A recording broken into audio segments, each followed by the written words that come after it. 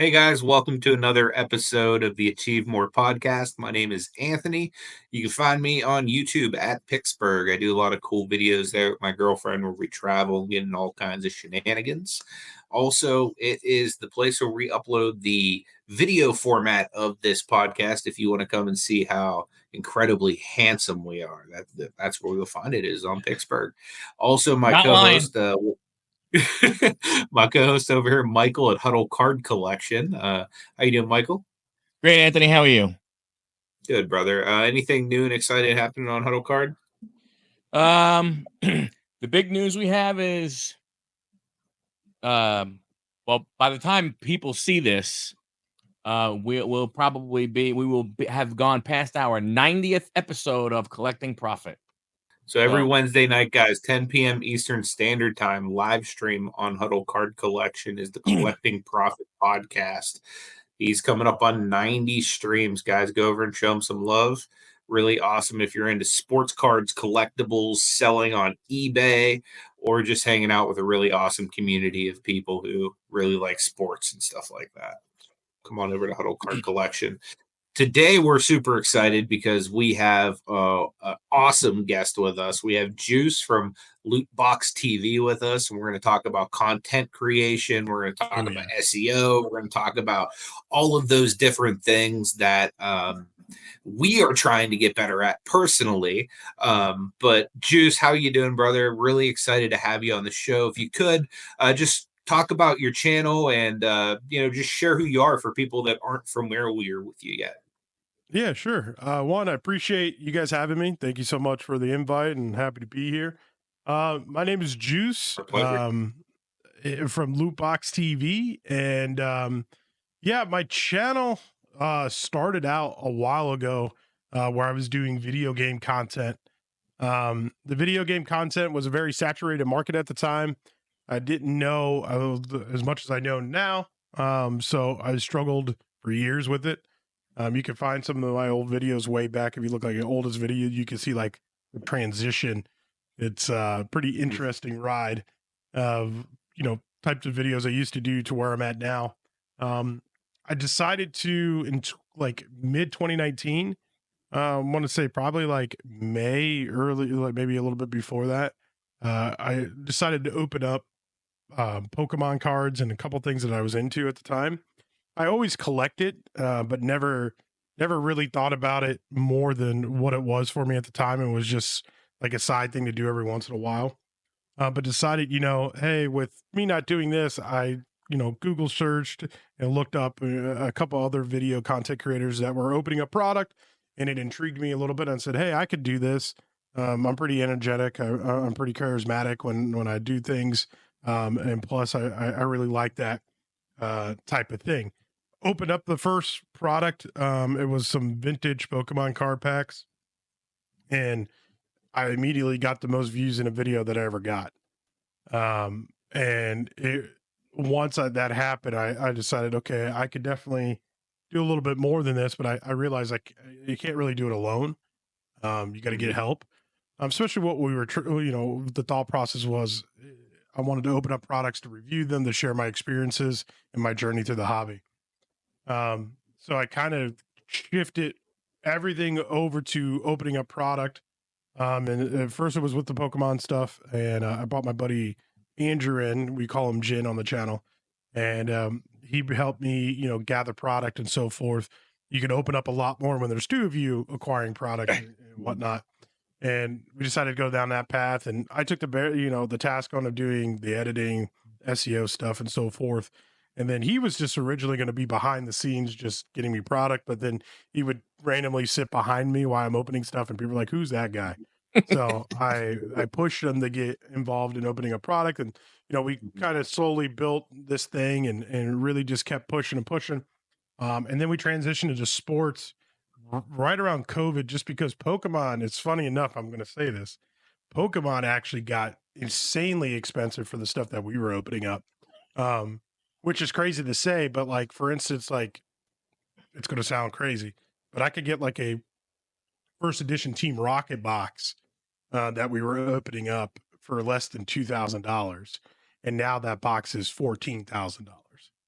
So Wow. And it's not like Panini where the vintage stuff, like it was drying up and it's very hard to come by. So the more you open, the more expensive it gets because the amount of product from back in the day when I was a kid is slowly going away. And that's what I was drawn to. I wasn't drawn really to the newer side of things. We opened up some of the newer stuff just because, but I wasn't focusing on that, right?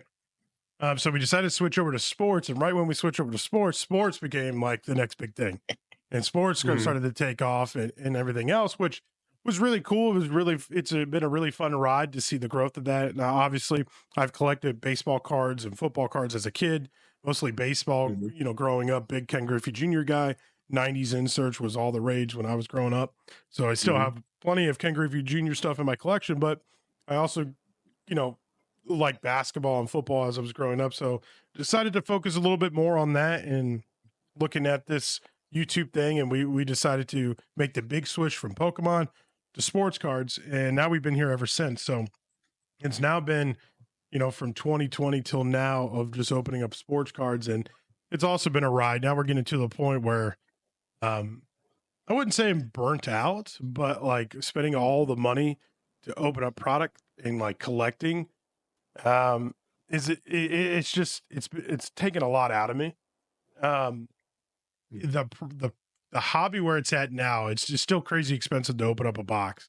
I'm not a big like breaker. Like people confuse me with like, hey, these guys open up products, so they must be like selling product to their subscribers and stuff. I don't do any of that. I'm literally just creating an account to share my experiences. So we have to come up with different ways. And I know the purpose of this conversation is like, what does it take to grow a successful YouTube channel? And what does that look like? Well, outside of the breaking, because I think there's like two drastic elements here. There's your typical breakers who are whatnot to fill breaks that have a website that are either with a card shop or what have you, and they get majority of their money and so forth from selling breaks. They don't care too much about the content that they're putting out. They're putting out content and it's getting some views, but their main focus isn't that. On the flip side, my main focus is content. I'm trying to get as much content as I possibly can that's good enough for the audience, to where I could get ad revenue. I could potentially grow a brand. Now I do sell cards on the side of cards I don't want and so forth, but my collection comes first. Content is up there as well. And then that other aspect, you know, goes down the line. But that's kind of like, where we're at, what my channel was and is, and kind of where I'm at now.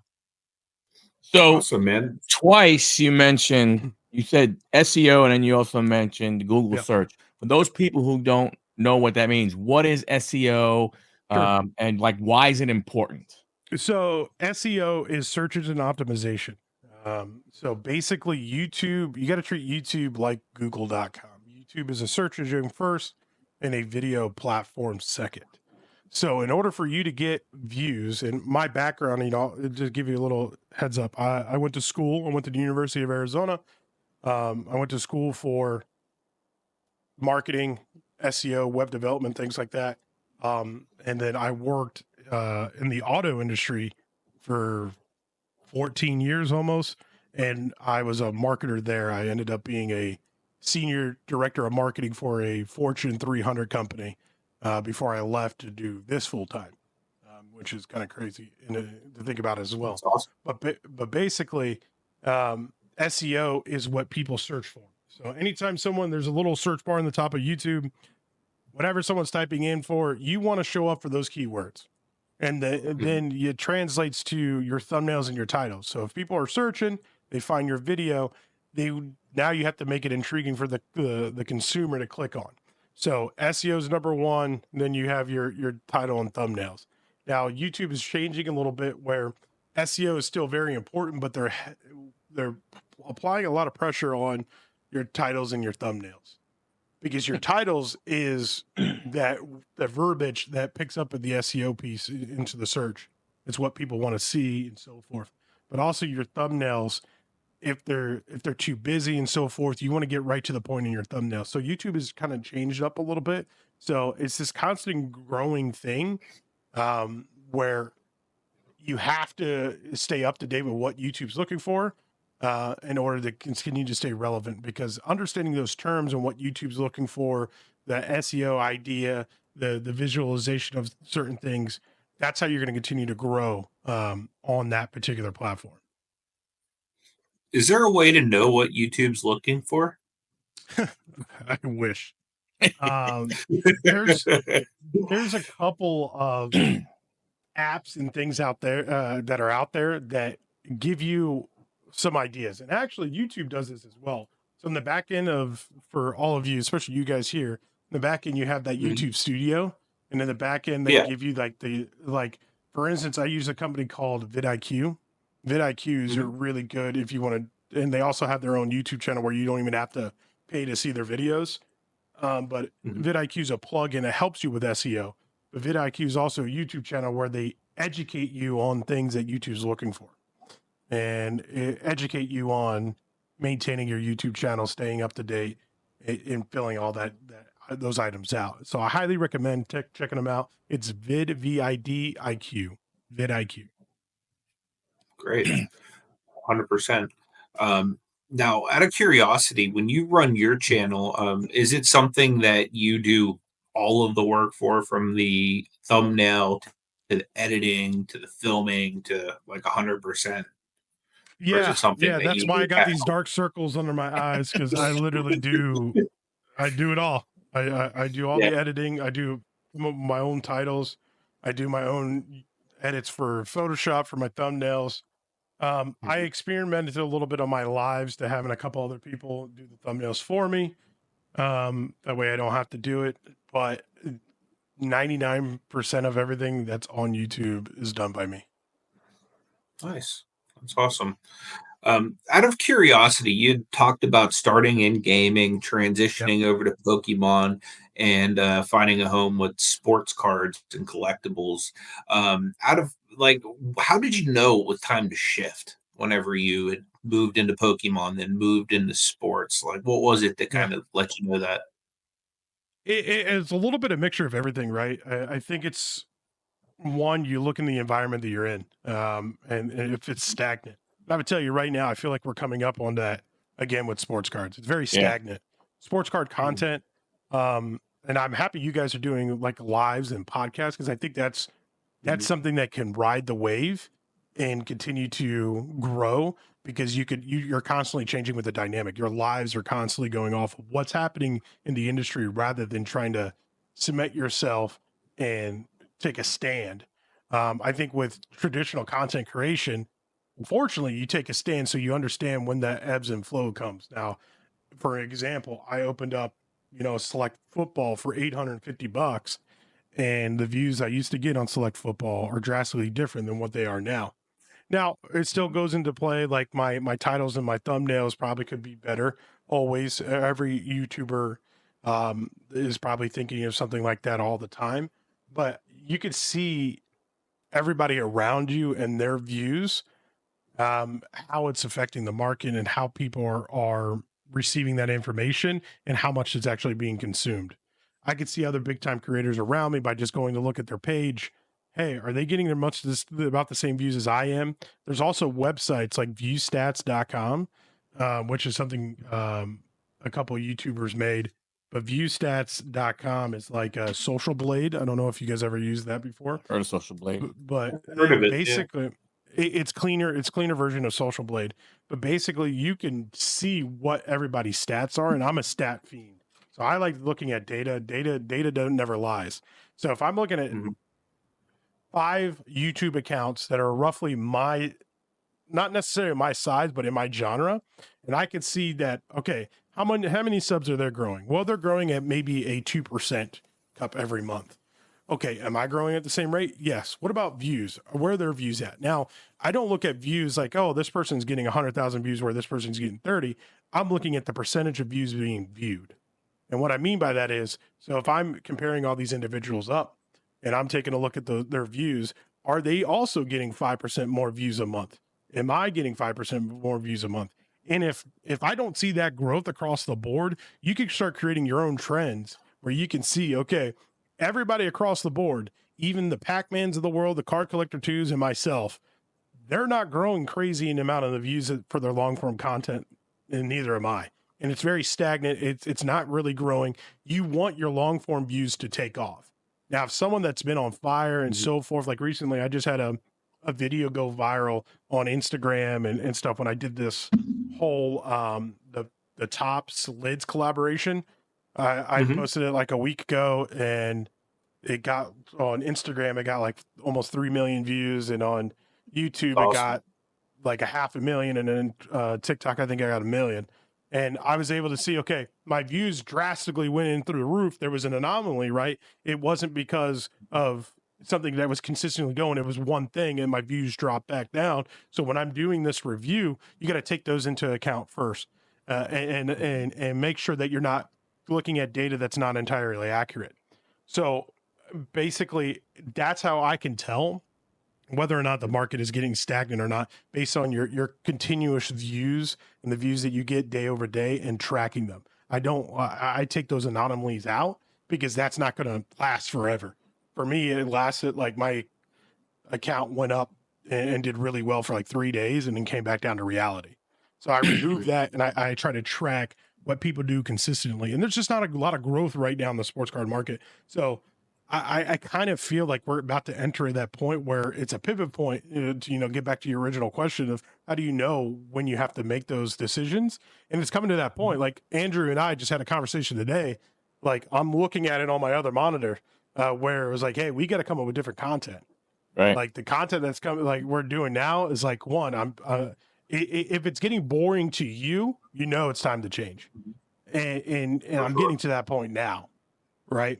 So I it's not going to make a drastic switch because our audience is majority sports cards. And the goal is not to go away from sports cards. The goal is, okay, how can I make content that's enjoyable for the people, that still includes some type of the hobby in sports cards?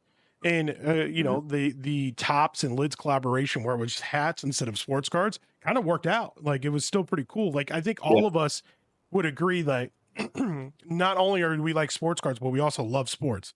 And I've been implementing, gaming a little bit. Like I started getting all these games. I haven't played these games in a while. Like it's been 10 years since I played 2K. I got Madden for the first time. I just picked up 2K myself. Yeah, and it's nice. Like, I just downloaded the college game. Nice. Let's go. Nice. Well, if you want to get beat, let me know.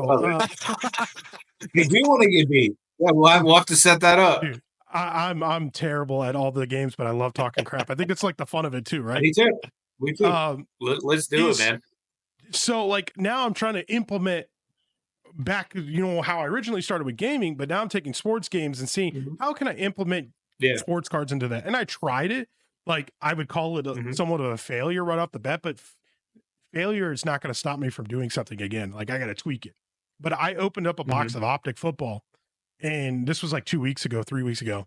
And I basically took that, whatever number parallel I pulled, I put on the worst team in Madden, which was the Giants. And I decided not to pick the Giants because I'm an Eagles fan. So I picked the Cardinals, and I put all those players on that team that I pulled, and I did the deals, and I recorded myself doing this. And my goal was to win the Super Bowl with all these players I pulled from Optic Football.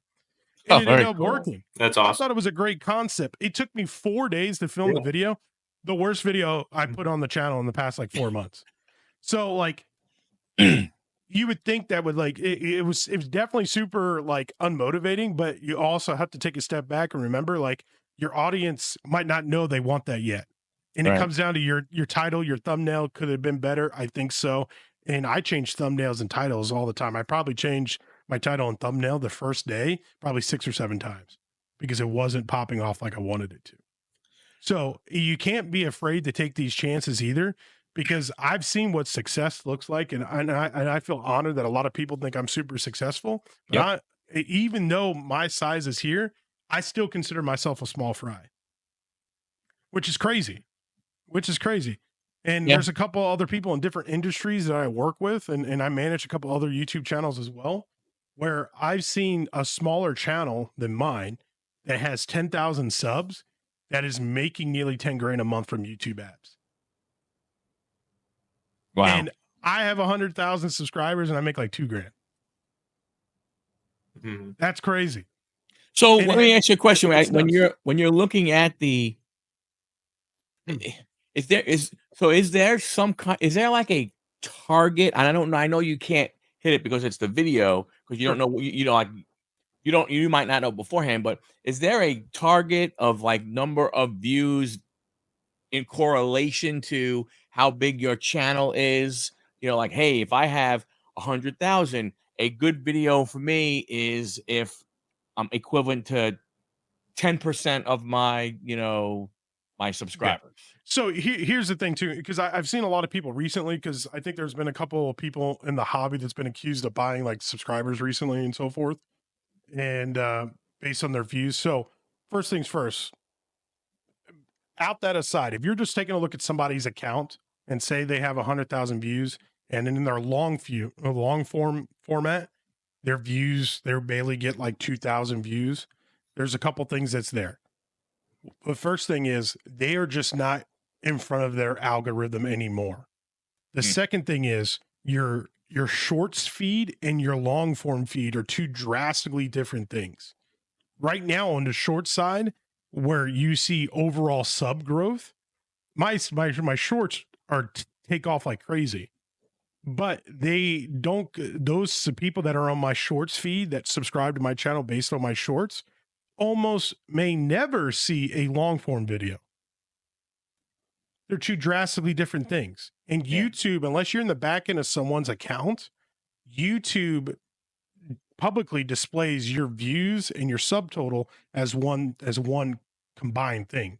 If you're looking at the back end of your account, you can see exactly where your shorts, your shorts audience is versus your long form. And a lot of people don't take that into fact when they're looking at someone's like views, because if I have 100,000 subscribers, ideally I want every single one of those subscribers to watch my video, especially my long form video. But that's just not the case, because of those 100,000 subscribers, 30,000, 40,000 of them could be in the shorts feed, and all they see is my shorts content. So you're not going to accurately get a percentage based on your subs. That's why subs are only important for you to hit monetization in YouTube. After that, who cares about your sub count? Who cares about your sub count? You want people to watch your video, and it doesn't matter how many views or subs you have. Hell, there's some of the biggest videos on the internet on YouTube. Those accounts probably have like maybe 20,000 subs, and they have videos getting 4 or 5, 10, 20 million views. And it just has nothing to do with that really at the end of the day. So I encourage people to not look at those numbers. I encourage people to try to make sure that they're producing, one, great content, and two, they worry about the content in the now. And what I mean by that is making sure your SEO is on point, where your titles and your thumbnails make sense, but also people can find your content. If you're not putting good descriptions in your description box, if you're not putting in good keywords in your keyword box at the bottom of your YouTube details page in the back end, if your title doesn't make sense, and if your thumbnail doesn't actually be eye-catching, that's where you need to focus majority in your time and let everything else come. Because if you're not doing that, no matter how big you are, you're not going to get there. You just won't.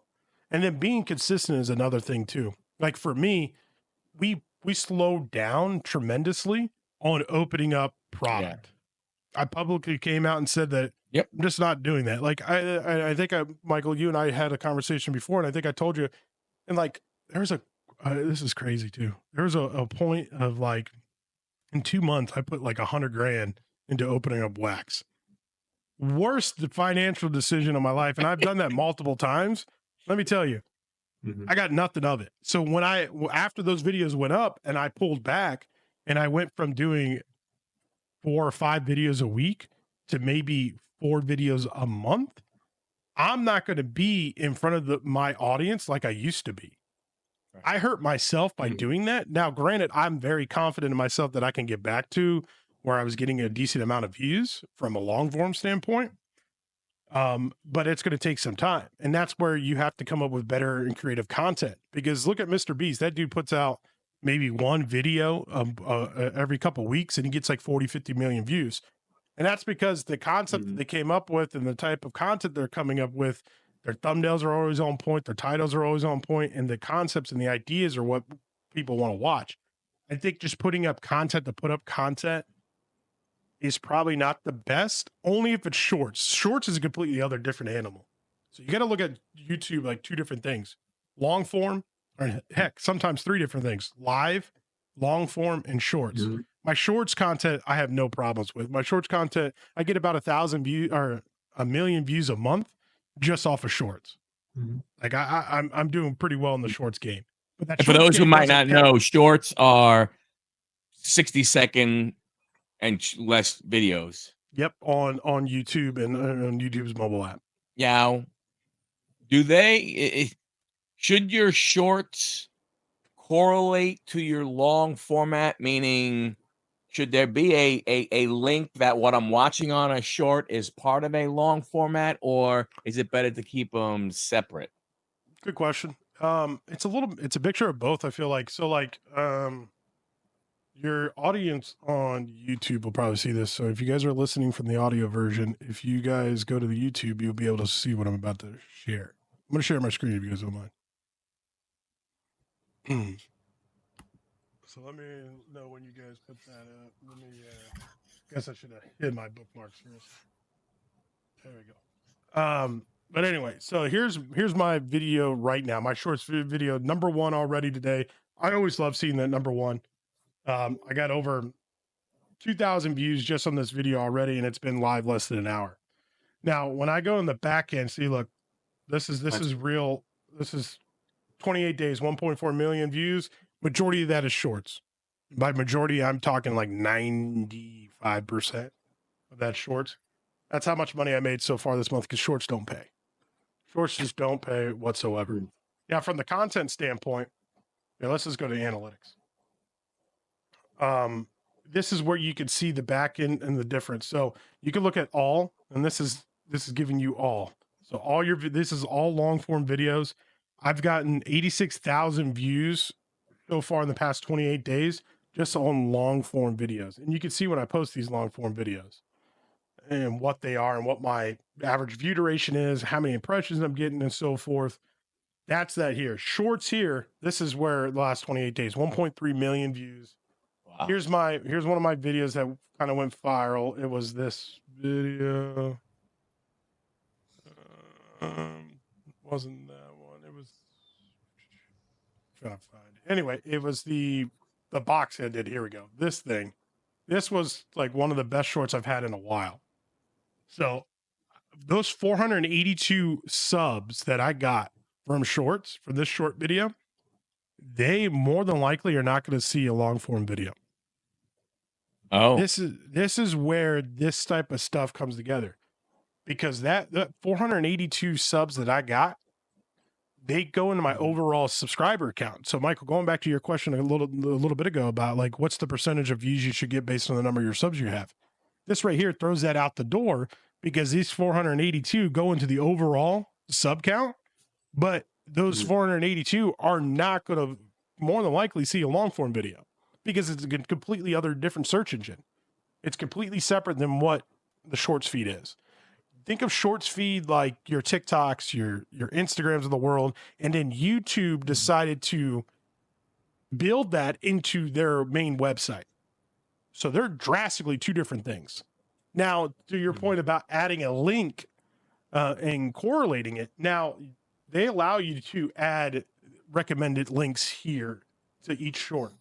So for this particular short, I added the video that I tried to really push, where I opened up Optic and I made the matting team.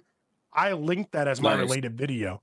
So now when you watch this video, this short that I have, it comes up here. So this little link right here, you have to understand that some people don't know this is a link. It looks better on mobile, but this link right here will go into the video that I made where I'm playing Madden and so forth. So that's how you would definitely link them. However, to answer the second part of your question, that was a box that the collab that I did with Fanatics and Tops, where they basically like I opened up their product and so forth. That was their collab. That video has nothing to do with football or football cards. However, it just did so well that I decided to link it. So to answer your question, it doesn't have to necessarily be the same exact thing. Now I'm staying in my content genre, I believe. Right. I believe that the people who watch me open up that hat box that love baseball and pack openings could relate to me opening up football cards that then put them in a football game. You see what I'm saying? So like, that's kind of like you're trying to be this like this artist where you're trying to mess and draw the lines between the two and try to have fun with it. And that's really where creative juices can come into play. But I'm a big risk taker. I'm taking all these risks and doing all this stuff. I don't know if this is going to be 100% accurate. I don't know if it's going to work or not. If I had that answer, I wouldn't be here because maybe I would be making millions. Because I could pass that off to everybody. However, I think it's going down the right path, and I think it's better understanding because I continue to see some type of growth. And that's ultimately everybody's goal on YouTube. Like, no one wants to stay stagnant. They want to continue to grow. Right. Absolutely. Do you have any long-term goals? Yeah, it helps a lot, actually. That's awesome. Like, I mean, that's a way of looking at it that I hadn't even thought of for some definitely. of that. So that was awesome, man. Thank you so much. But 100%. I was going to ask, do you have long-term future goals for your channel? At the end of the day, I do. They're loose goals because I do want to have a big picture, but I'm also in the understanding that big picture could change. That big picture, it might not be the exact goal or the end game that I want, but I'm striving for something. Ideally, I want this to continue to grow, and I have a love for my passion of opening up sports cards and gaming to merge somehow.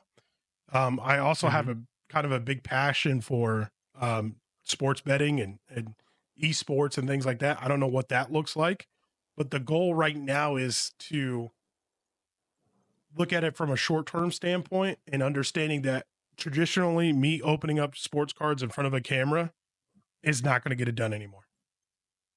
So that's like my current thing that I'm working on to improve.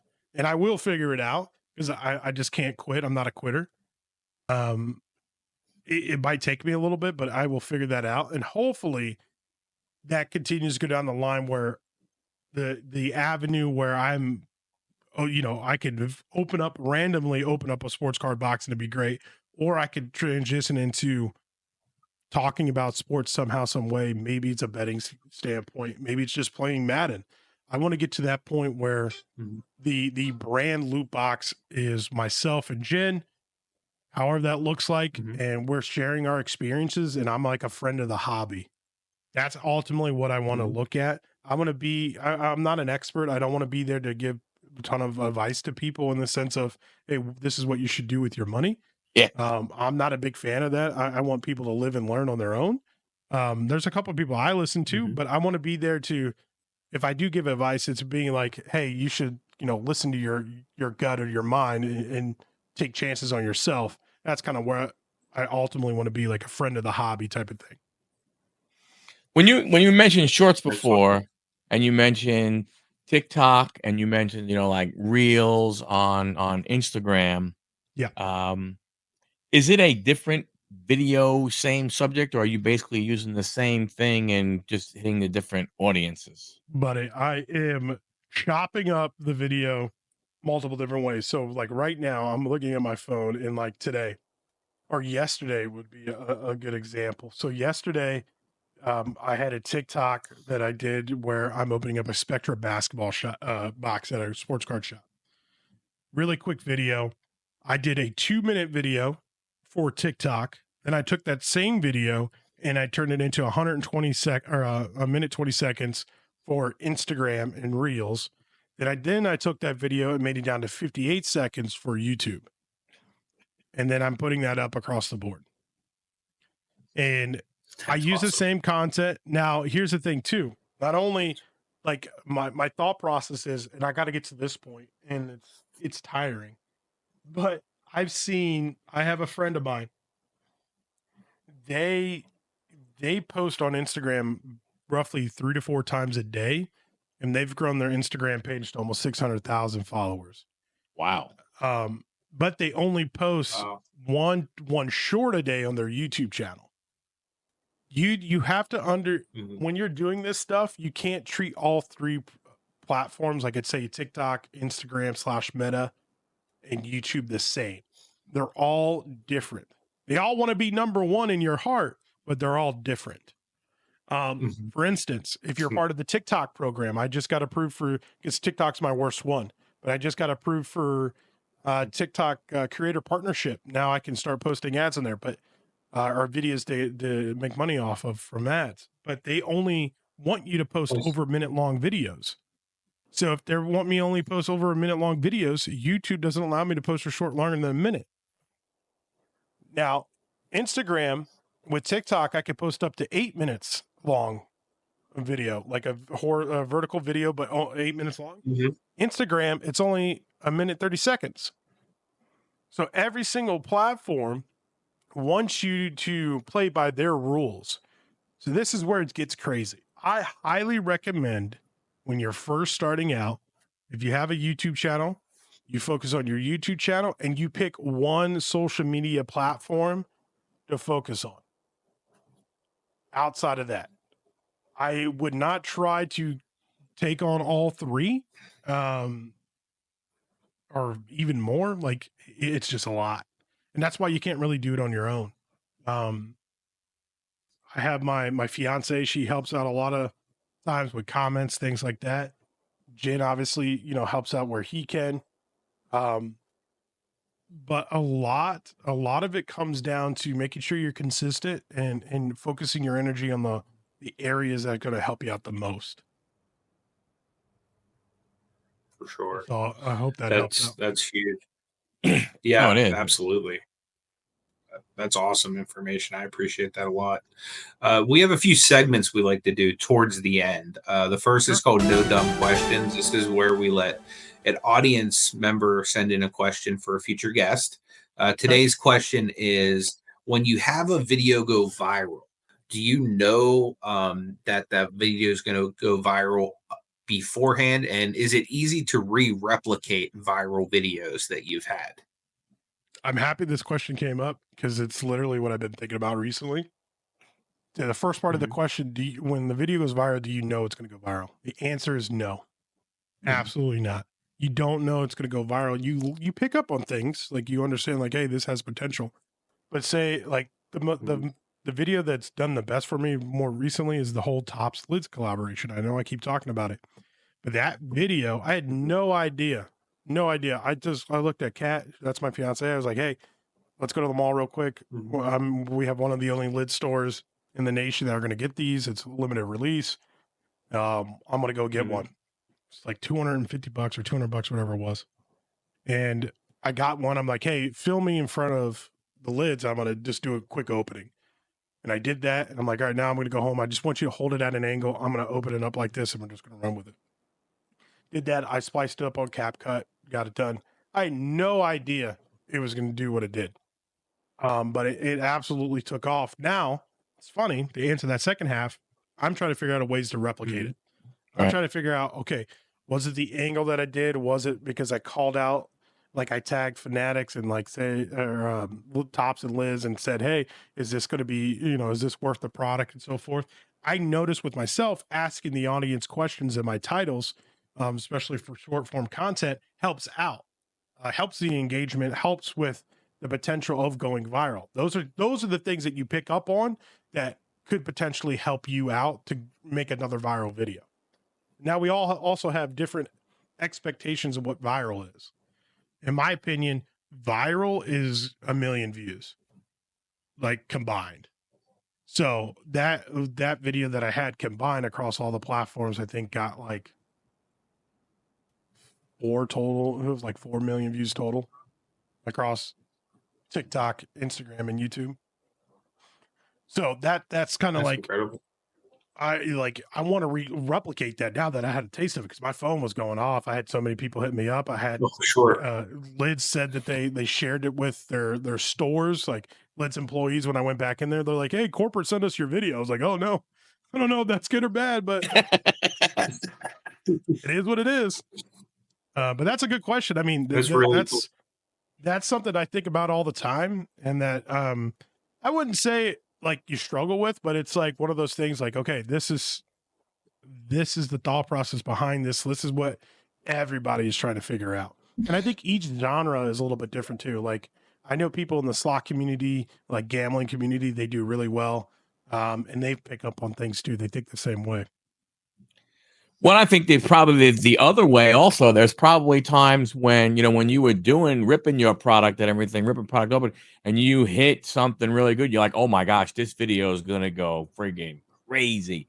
I hit a Yep. 101, I hit a 105, I hit a low number card and everything. And then the numbers come back and you're like, what the hell happened? Yeah. There's been a few times with that, where you think the video is going to do a lot better than what it did. And that's kind of like where like when you talked about how do you identify stagnant and how do you identify times to potentially change of what you're doing. And, Michael, to that point, this is where, like, if I pull something big and I do everything that I know I should be doing for the video wise, and I feel like I have a good thumbnail, a good title, my SEO's on point, but I'm not getting those views like I used to.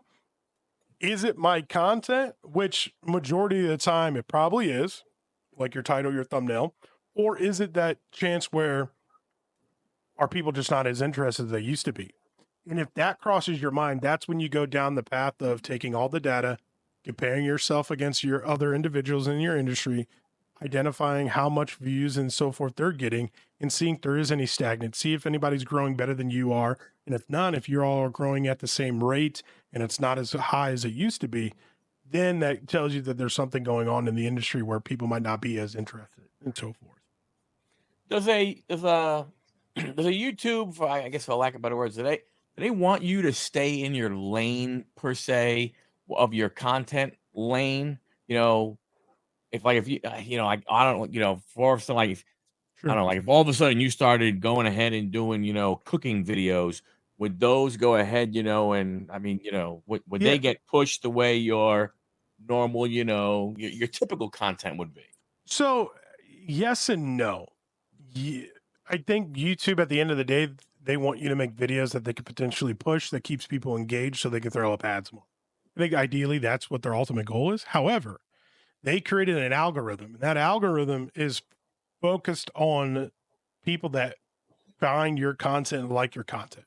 If you drastically change your content because you're not in that certain algorithm, it's going to end up making people like they're a little bit off put. They're not going to watch your content, and then YouTube's not going to recommend your stuff as much as you want. So if you're already down like a spiral hole, I've successfully seen somebody delete every single video on their account and start fresh with the same amount of subscribers and so forth, and they grew 5x, which was interesting. I told them they shouldn't have done it, and they did it, and they proved me wrong. But I've also seen where people do that and it just kills everything. Mm. So if you're already down a certain path, it's best if you're trying to transition out of that and do something completely different. It's best probably, it's crazy to say this, but to start anew and just try to grow it again. But if you're in this genre, this niche that you're in, it's best to try to transition to something that's similar, and something that majority of the people still would like, because you still need to be in those individuals' algorithm. Once you fall out of the algorithm for people who are watching your stuff, it could be the worst thing for your channel. That's the scary part, falling out of the algorithm. Yeah, For sure. Is there a way back for those channels that fall out and maybe they're just off on an island right now?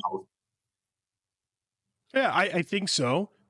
I think with being consistent and posting those videos of like your new type of content, I think that's where you need to be. And that's kind of where you probably go over the amount of content instead of the quality of content for the time being, just to give yourself a jolt back into it. But I truly believe, though, if you make a phenomenal video, you put your time and effort in it, and the title and thumbnail link up, you can really get yourself out of a hole pretty quickly. Cool. That's really good to know. We have another segment we like to do towards the end. It's called We Have to Ask, You Don't Have to Answer. Okay. Now, this is a personal question. Now, as somebody that has a larger channel, I've always heard, Biggie said, mo money, mo problems. Um, I have a small channel compared to yours. I've dealt with some real buttholes in the comment section and stuff like that. How do you deal with that, being you've seen probably millions of more people than me? So is that something that's difficult to deal with even now that you've been doing this for a long time? Or is it something that, you just become a little bit more callous towards and it doesn't really affect you as much? Um, right off the bat, I took the approach of trying not to care what people say. For the longest time, I've gotten death threats. I've gotten people who email me that said, "Oh, you left your address visible," and it's like my PO box, which I make visible. And they like threatened they were going to stalk me at my PO box. I've had that happen. I've had people make really horrible comments about Jen, horrible comments about me, my looks, my weight, things like that. Like I've seen it all. Um, at the end of the day, I try not to engage them. I just block them and move on with life. YouTube has gotten a really good job at hiding those people and doing the held for review in the back end. I don't know if you've really taken a look at that, but then there's a button underneath it that hides the worst comments. And if you click on that, you can see a lot of the worst comments. And I just pulled up mine now, just talking about it. Like this person said, I can't stand this guy. He's annoying saying, let's go. And then he says, STFU, which I'm sure we all can figure out what that is. And he just tells me I'm a horrible person for being a grown man saying those things. So like those things like that, like I just hide the user from the channel. Like my block list is massive. It's probably bigger than a lot of people's like subscribers that are but at the end of the day, I just try to push it off to the side. I know there are some people in the industry that struggle with that at the beginning. I know there's a lot of creators like there's a couple people close to me that never wanted to do social media because they're afraid of the backlash. You just got to understand that it comes with the territory. There's always going to be people that don't like you. And thankfully I don't know if I should have said thankfully, but ideally I've been through a lot already in life outside of YouTube. So like little things like this, like it doesn't bother me.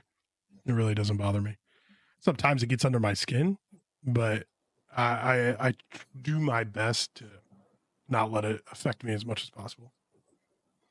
Well, when you're a personality like that, whether we want to, we're not talking, we're not, LeBron James, Steph Curry, but you are, you're on a public forum, right? I mean, and people are gonna want to go ahead and say, some stuff. And I'll tell you this. I mean, the funny thing with you though is and you and I we've talked about it before and stuff. Is back when you were opening a lot and everything. I mean, pardon my word, but you got kicked in the nuts a lot when you opened up product, and people, and people would be in the comments be like, "What the hell are you doing? Why you? This is so freaking stupid. What's wrong?" So and so, and it's like, hey, I mean, it's what you do. Yeah, and ideally, you're not wrong, and like you have to, like I took that time and I said, okay, if I'm gonna buy this $1,000 box, what is my $1,000 truly getting me as a YouTuber, not as a person opening up sports cards? Because how I saw it as, and how I still see it, that $1,000 is going to get me the cards in the box. Whatever those cards in the box are, if I hit something, if I don't, whatever ones I don't like, I can sell. Am I going to get back 10% of what I paid for the box? Probably. And worst case scenario, it's probably less than that. Best case scenario is maybe 50%. So that's one aspect. And then I think, okay, what else is this $1,000 getting me? Well, this $1,000 is getting me the views on YouTube. Well, how much am I going to make from this long form video? At the time, my average long form videos, making money. I just tell you the one that did pretty decent for me recently. I made $203 from when I opened up the box of Topps Chrome basketball where I said I hated it. So let's use that as an example. That Topps Chrome basketball box where I just gave my opinion on it, where I opened it up, that box cost me $500. Just off that video alone, I made $200. So that means I'm only into that box for $300. That $300 of those cards that I have, I probably sold those cards, made about $100, maybe selling the cards, if that, because I think you get 2 autos. I got 2 autos, and they were rookie autos, and some of the parallels. Let's just call it, for the sake of this conversation, I got $100 for those items. So that's $300 of the $500 investment that I had of just that. Now, long term, I only made $203 on this now. This video still, in the past 48 hours, has gotten 500 views. So it still continues to grow. So as that grows, there's still ads and so forth that are on that I could potentially get. Now, am I going to get all my money back?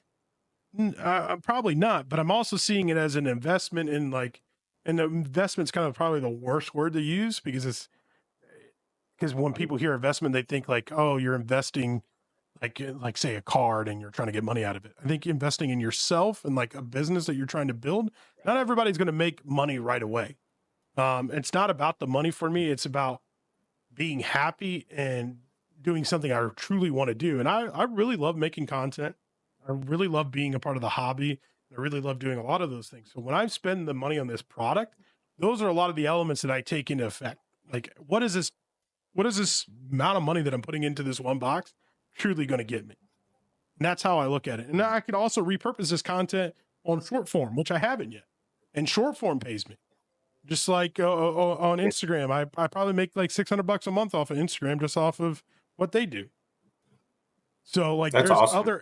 There's other elements that you like when you're putting money towards a product. It's not like, and it's hard for people to understand that watch that, hey, I opened up this product. Yeah, I got destroyed, but there's also 9 other things that could potentially be on behind the scenes of helping me make up for this product. And when I say, like, if I open up a product and say I opened up a product and I pulled a Wimby out of 49 Prism. It was a fast break no huddle, or a fast break Wimby, pink disco that I got. I sold that card for like $4,000. When I sold that card for $4,000, the box was like $200. The video that I did to go pick up the Wimby, because it wasn't like a normal break, that video that I made money on, let me see, Wimby, I made $255 so far on that. So if the box cost me $200 or $300 at the time, whatever it was for the one box, I'm well over expectations, even though I just pulled one card. Now, so that's like the extreme example. There's been plenty of times where I open up a box and it's like 20% back or 30% back, or I've opened up a box and I got absolutely cooked. But there's just ways you have to understand, and you look at it to see what the value really is. Makes a lot of sense. And I'm sure a lot of it, even if you're not making monetarily off the video, you're acquiring new subscribers, new followers, new fans, new friends, in the process, which is really awesome. Even from one of your short forms, you're saying, 400 plus new people, just from one video. So just being able to repurpose it that many times across however many platforms, I think is awesome. Yeah. And like, if you put it that way too, right? Like, that box at Lids cost me $250. So if I told you, if like you just say you're a business and you're like, hey, I'm going to acquire 480 new eyeballs, If I tell you that I can get you 480 eyeballs and for less than $2, would you do that? Yeah, Heck yeah, probably. all day. That cost of customer. I mean, if you can get $2 is a really good, cost per customer, right? or even a cost per view. Someone get out. Yeah, you're right. No, Like, and that's another thing that plays into it too. Like, and by all means, what I'm like, no average person that doesn't make content should ever be opening up boxes like I open up boxes. That is the worst financial mistake you can ever make. I still don't think it was a wise financial idea from me, like by all means, but I put myself in a position to take that risk. I understand all the consequences and everything that came from doing this. The average person that watched us, like our content, if they don't want to be a content creator, then by all means, they should never open up the volumes or anything like that of what I did or do still. So that For sure. Hopefully certain individuals understand that, and you get a lot of individuals too that get that, which is always great. So, Like, what would be your overall advice for someone who wants to start a YouTube channel? First things first, if you're going to start a YouTube channel, YouTube takes time and it takes consistency. So one, I would make sure that you're okay with not waking up tomorrow being the best YouTuber in the world, and having 1,000, hundreds of thousands of subscribers and millions of views. But it takes consistency to continue to get to that point. So make sure you're good with that. That's the first step. The second step would be understanding the platform you're on, understanding what this SEO thing is, understanding how important titles and thumbnails are. And then the last thing, find a niche that you like to be in. I think finding a community, watching those videos of the people that do a really good job in that community will help you grow and give you an idea where to start. Those are the three big things that I would do. Consistent, understand that there's going to be, you have to be consistent. Educate yourself on basic fundamentals of SEO, thumbnails and titles, and like basically what YouTube wants you to do. And then finding your genre that you want to be in and watching the top individuals in that genre, because it's okay to take ideas from other people. This is one thing too, that's a lot of people think that's like taboo. Dude, YouTubers copy YouTubers all the time. Don't like, it's okay. Like, it's okay for there to be, like, I'm not going to sit here and say, oh, Pac-Man we do the same exact thing. Like, he shouldn't be doing that. Well, you're opening up a product. Like, it is what it is. Like, everybody's going to, at some point, either release the same exact video one day or end up, you might have an idea in your head. Well, someone else might already have that idea. And when you do it, people might come to you and say, oh, you took that idea from so-and-so. No, not really. Like, ideas are meant to be copied, reused, and so forth. Just don't be shy about it. Just get out there and do it. And I think you're right. And I think the niche does not matter, right? I mean, Anthony does travel videos. He goes to Disney, places like this. There are a lot of people that do that same thing. Is he supposed to be mad at them? Are they supposed to be mad at him because, crying out loud, 3 people or 5 people or 1,000 people or 100,000 people posted videos of the Haunted Mansion from Disneyland? Yeah. I mean, like you said, it's going to happen. Bastards taking my views. If anything, the crazy thing is you want people doing similar videos as you, especially if they do well, then YouTube's going to recommend the same exact video to other people. And that just helps you out all the time. Does it become a trend at some point? Yeah, absolutely. If anything, you want as many views as your competitor to have. Because if you're doing the same thing as your competitor and they're killing the views, you want to be recommended off that individual. YouTube loves that. They want the same engagement. They want everything. So if someone in your genre and you think you're going up against them and battling, you hope that they're getting a ton of views, and you hope that they're putting out the same, not the same exact content, but content that's similar as yours, because that way when their content gets served up, then your video is going to get served up if you did a really good job with it. And that's ultimately what you want. That type of thing is a blessing, really. Yeah, that makes a lot of sense. Kind of iron sharpens iron in that regard. Michael, do you have any final questions for Juice before we let him go? We went a little over on time. I want to make sure we respect his time this evening.